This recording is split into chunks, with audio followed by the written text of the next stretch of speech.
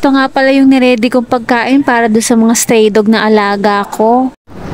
So dadaanan ko muna sila bago ako pumasok sa work para makakain na sila.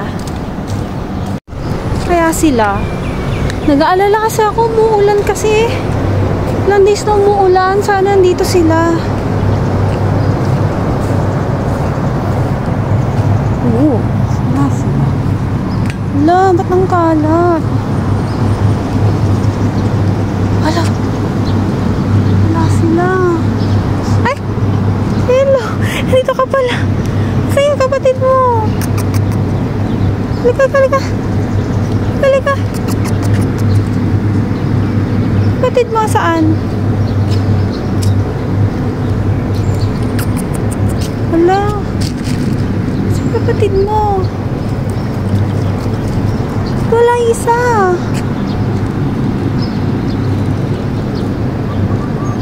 Saan kapatid mo? Hala, wala isa. Asan siya? Wala yung kapatid niya. Isa lang siya. Saan ba yung kapatid mo? Wala dito. Oh my God.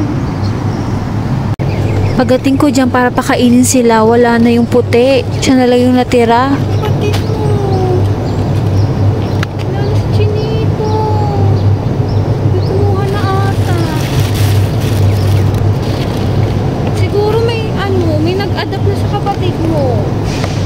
Alam bakit? Wala.